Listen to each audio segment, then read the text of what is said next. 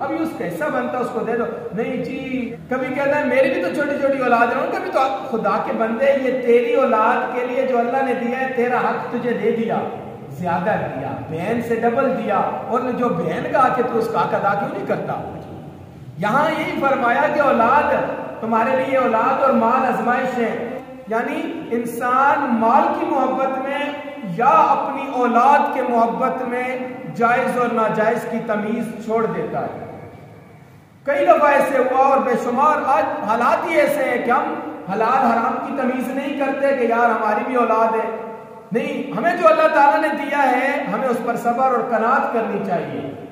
جس طرح پہلے میں نے بتایا کہ نبی علیہ الصلوۃ والسلام فرماتے ہیں کہ مجھے جنت کا جب نظارہ کرایا گیا, میں نے جب جنت میں دیکھا تو جنت میں نے غرباء کو دیکھا کہ غرباء جنت میں موجود تھے, اور بڑے بڑے نیک لوگ ہوں گے, بڑے بڑے تقوی والے ہوں گے, لیکن وہ لوگ امیر ہیں. تو فرمایا کہ وہ لوگ ابھی حساب و کتاب کی لائنوں میں کھڑے ہیں, ان کا حساب ہوگا. حساب کے بعد اگر وہ کامیاب ہوئے, انہوں نے وہ اپنے مال, اپنی دولت, اپنی جائیدادیں اگر جائز کام میں لگائی ہوں گی تو وہ ضرور جنت میں جائیں گے. حلال مال کمایا, زیادہ بہت زیادہ مال ہے, حلال کمایا, جائز جگہوں پہ خرچ کیا, وہ ضرور جنت میں جائے گا. لیکن اگر اس نے وہ مال حلال طریقے سے نہیں کمایا, یا وہ جائز کاموں میں خرچ نہیں کیا, اس سے زکوٰۃ بنتی تھی اس نے ادا نہیں کی, یا کسی کا حق اس نے مار لیا, اس کی وجہ سے وہ جنت سے روک دیا جائے گا. تو یہی بات ہے کہ اولاد آزمائش ہے. اسی طرح یہ مال آزمائش ہے کہ مال کی محبت میں ہم اللہ اور اس کے رسول کے احکامات کو بھلا دیتے ہیں. ہمیں جب مال نظر آتا ہے اس وقت ہمیں سب کچھ بھول جاتا ہے, ہمارے قریبی رشتہ دار, ہمارے بہن بھائی, ہم یہاں تک کہ اپنے والدین تک کو, اپنے مہربان رب کو بھی بلا دیتے, اس کے احکامات کو بھی بلا دیتے ہیں جب ہمیں مال نظر آتا ہے, چونکہ ہم دنیا کی محبت میں مبتلا ہو جاتے ہیں. ہمارا زندگی کا مقصد تو اللہ اور اس کے رسول علیہ السلام کی رضا ہے, ان کی اطاعت ہے, اور اپنے رب کو راضی کر کے اپنے حقیقی گھر جنت میں جانا ہے. لیکن ہم نے اپنے مقصد کو جب بلا دیا, ہم اپنے مقصد کو بلا دیتے ہیں. ہم اپنی زندگی کا مقصد دنیا کی کامیابیوں کے اندر تلاش کرتے ہیں. ہم سمجھتے ہیں کہ ہم دنیا میں کامیاب ہو گئے تو ہم اپنے مقصد میں پورے ہیں. مجھے اعلیٰ نوکری مل جائے, اعلیٰ ڈگری مل جائے, میں کسی اعلیٰ عہدے پر فائز ہو جاؤں, میں بہت زیادہ مالدار بن جاؤں. اگر کسی کو اللہ تعالیٰ نے حلال مال زیادہ دیا ہے تو اس میں کوئی کبات نہیں, وہ اللہ کی نعمت ہے, وہ اللہ تعالیٰ نے اس کو رزق زیادہ دیا ہے. لیکن اگر حلال طریقے سے اس نے کمایا تو پھر وہ مال اس کے لیے رحمت کا باعث ہے, وہ اللہ کی رحمت ہے. لیکن اگر کسی نے ناجائز طریقے سے مال کمایا, لوگوں کا حق مارا, حرام ذرائع سے مال حاصل کیا, وہ سود کے ذریعے سے ہو, وہ رشوت کے ذریعے سے ہو, وہ دھوکہ بازی کے ذریعے سے ہو, ناقص مال دیا, ناپ تول میں کمی کے ذریعے سے ہو, یا چوری اور ڈاکے کے ذریعے سے ہو, یا وہ نشے بیچ کر بھی آج کل لوگ بہت زیادہ مال حاصل کر لیتے ہیں, یہ مال حرام ہے. تو اگر کسی نے حرام طریقے سے مال حاصل کیا, وہ جوئے سے حاصل کیا, یعنی ناجائز طریقوں سے جس نے بھی مال حاصل کیا, وہ مال اس کے وبال کا ذریعہ بنے گا. وہ مال دنیا میں بھی اس کے لیے نحوست اور وبال کا ذریعہ, اور آخرت میں بھی اس کی ذلت اور وبال کا ذریعہ بنے گا. تو اسی لیے یہاں یہ تنبیہ فرما دی کہ تمہارے مال اور تمہاری اولادیں تمہارے لیے آزمائش ہیں.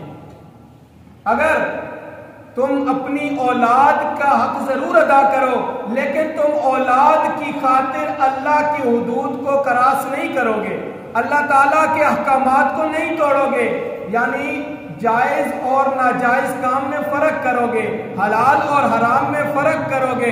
جہاں پر اللہ اور اس کے رسول علیہ السلام کا حکم آ جائے گا, چاہے اس معاملے میں تمہاری اولاد آڑے آ رہی ہے, تمہاری نوکری آڑے آ رہی ہے, تمہارا کاروبار آ رہا ہے, تمہارا خاندان یا قبیلہ آڑے آ رہا ہے, اللہ اور اس کے رسول علیہ السلام کے حکم کو ترجیح دینا یہ ایمان اور یہ اسلام ہے. اس صورت میں اپنے مال یا اپنی اولاد کو ترجیح دینا جہاں پر اللہ اور اس کے رسول کا حکم آ جائے کہ میری تو چھوٹے چھوٹے بچے ہیں, میری تو اولاد ہے, اب میں اس کام کو کروں گا، ہو سکتا ہے اس راستے میں میری جان چلی جائے، میری اولاد کا کیا ہوگا؟ اگر ویسے میری موت آ جائے تو میری اولاد کا کیا ہوگا؟ میں وہ نہیں سوچتا۔ کئی ہزاروں لاکھوں لوگ روز مر رہے ہیں، ان کے چھوٹے چھوٹے بچے رہ رہے ہیں، لیکن ہم محض اولاد کی محبت میں یا دنیا اور مال کی محبت میں اتنا بڑھ جاتے ہیں کہ ہم اللہ اور اس کے رسول علیہ السلام کے احکامات کو بھول جاتے ہیں۔ تو اسی لیے اللہ تعالیٰ نے یہاں پر فرمایا وَعَلَمُوا أَنَّمَا أَمْوَالُكُمْ وَأَوْلَادُكُمْ فِتْنَةٌ، جان لو کہ بے شک تمہارے مال اور تمہاری اولادیں تمہارے لیے آزمائش ہیں۔ وَأَنَّ اللَّهَ عِندَهُ أَجْرٌ عَظِيمٌ، اور بے شک اللہ کے پاس بہت بڑا اجر ہے۔ یعنی اگر تم اللہ تعالیٰ کی اطاعت کے اندر زندگی گزارو گے، اللہ اور اس کے رسول علیہ السلام کے احکامات کے مطابق تمہاری زندگی گزرے گی تو تم دنیا میں بھی کامیاب، تم دنیا میں بھی عزت اور سکون سے رہو گے، اور تمہاری آخرت بھی، یعنی آخرت میں بھی تم کامیاب ہو، دنیا میں بھی تم کامیاب ہو۔ لیکن اگر ہم اپنے مال، اپنی اولاد کی وجہ سے، یہ سب سے مقدم رشتہ ہے اولاد، لیکن اگر اولاد کی وجہ سے ہم نے جائز اور ناجائز کا فرق نہیں کیا، حلال و حرام میں تمیز نہیں کی، یا اللہ اور اس کے رسول علیہ السلام کے احکامات پر ان کو ترجیح دے کر اللہ اور اس کے رسول کی نافرمانی کی، تو ایسی صورت میں ہم آزمائش میں ناکام ہو گئے۔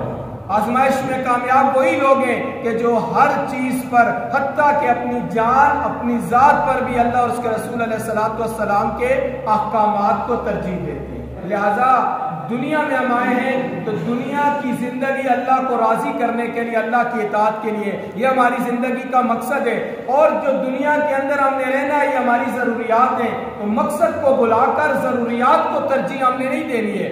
آج ہم نے اپنے مقصد کو بلا دیا اور اپنی ضروریات کو اپنا مقصد بنا لیا ہے، یہی چیز ہے جو اس سے پہلی قوموں کی ذلت کا سبب بنی۔ اور آج بھی اگر ہم اپنی حالت دیکھتے ہیں، آج بھی اگر ہم اپنی حالت دیکھیں تو ہماری ذلت کا سبب یہی چیز ہے۔